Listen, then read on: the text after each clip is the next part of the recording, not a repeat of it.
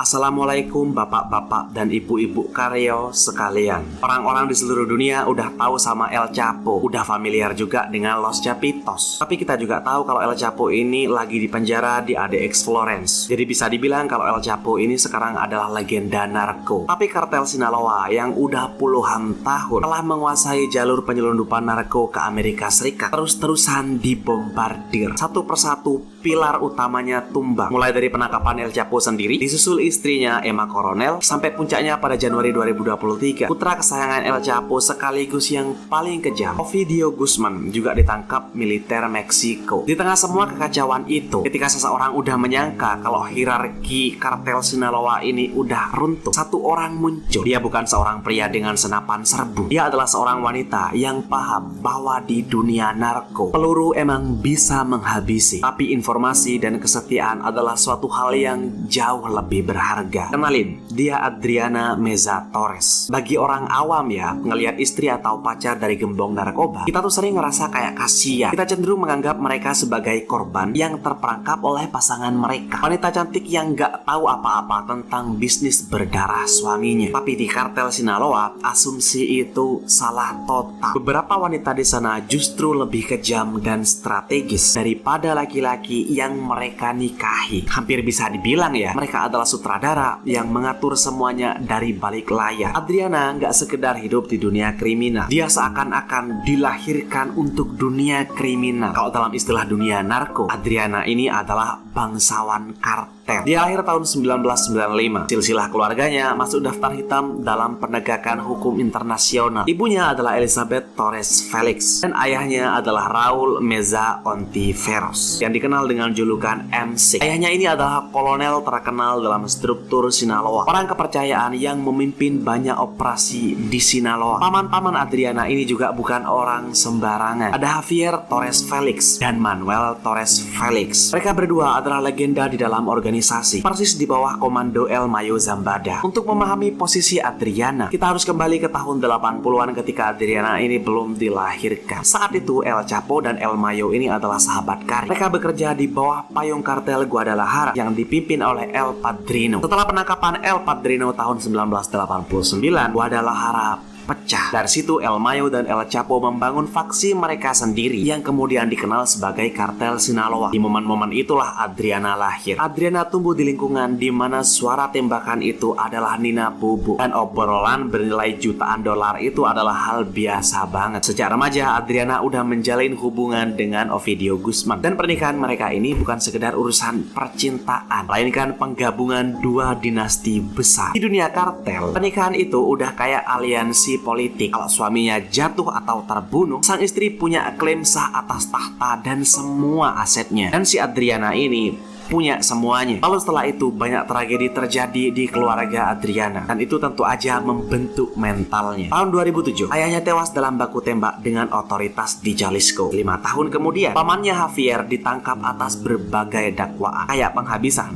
kepemilikan senjata ilegal, dan kejahatan terorganisir. Gak lama setelah itu, pamannya yang lain, Manuel, juga tewas dalam baku tembak dengan polisi. Bahkan adik laki-laki Adriana tewas di tangan polisi. Lihat ayah, paman, dan adiknya yang tewas, Adriana menyadari satu hal, kalau di dunia ini nasib buruk itu nggak bisa dihindari, tapi bisa dikelola. Dia belajar bahwa untuk bertahan hidup, seseorang itu nggak bisa hanya ngandalin otot, tapi juga harus punya kecerdasan finansial dan kemampuan untuk bermanuver di antara faksi-faksi yang bertikai. Tahun 2017 jadi titik balik. El Chapo diekstradisi ke Amerika Serikat untuk menjalani persidangan. Sejak saat itu, kendali operasional beralih ke putra-putranya yang dijuluki sebagai Los Chapitos. Anak-anaknya itu adalah Ivan Archivaldo, Jesus Alfredo, Joaquin, dan Ovidio. Ovidio Guzman, suami Adriana, memang bukan yang tertua, tapi dia adalah yang paling berpengaruh dalam distribusi fentanyl yang memicu krisis kesehatan di Amerika Serikat. Tapi Ovidio nggak punya ketenangan kayak El Mayo. Dia agresif dan ceroboh. Pada 17 Oktober 2019, militer Meksiko berhasil menangkap Ovidio ini di sebuah rumah di Culiacan. Tapi Ivan Archivaldo mengerahkan tentara kartel dalam jumlah besar. Mereka membakar kendaraan, memblokade jalan, menyerbu bandara, dan menyandera keluarga tentara. Mereka mengancam akan membantai warga sipil jika Ovidio Guzman ini enggak dibebasin. Battle in Mexico over an attempt to arrest the son of the notorious drug lord El Chapo, turning the streets into a war zone.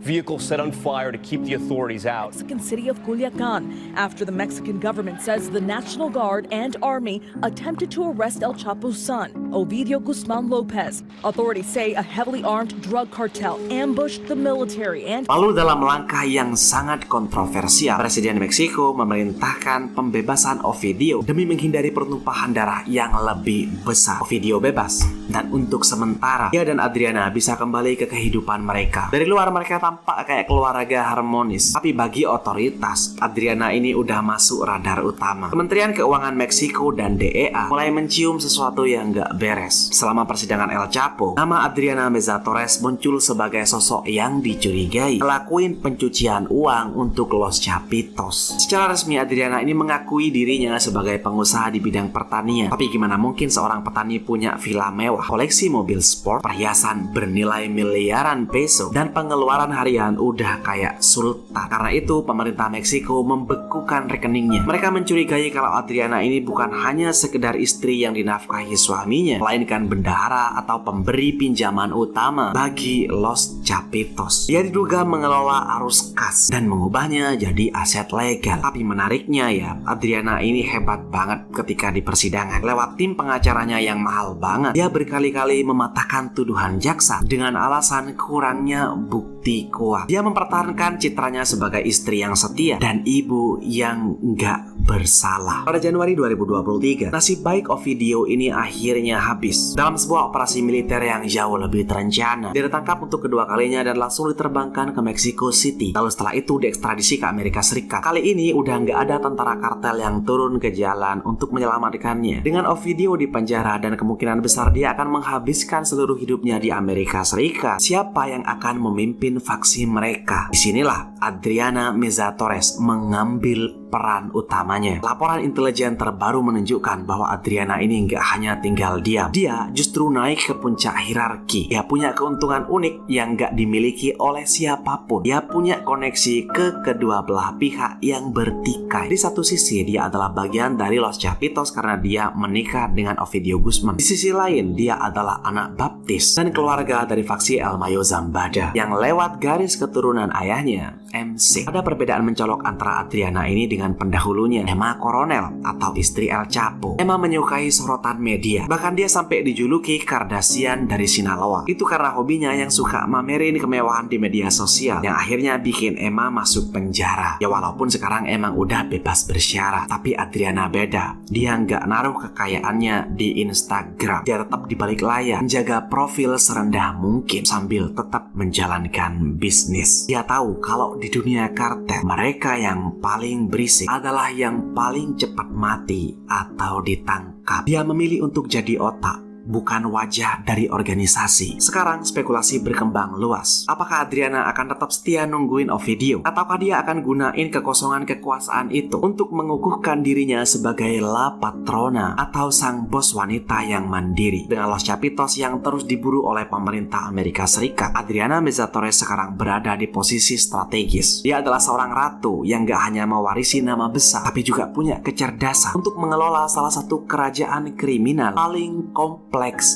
di bumi ini. Cerita Adriana ini adalah pengingat kalau di dunia narko, bahaya paling nyata bukan berasal dari mereka yang megang senjata, melainkan dari mereka yang megang buku kas dan rahasia keluarga. Adriana Meza Torres dengan darah bangsawan kartelnya udah ngebuktiin kalau dia ini bukan korban keadaan. Dia adalah pemimpin, dan saat ini dialah yang memegang kartu-kartu penting di Sinaloa.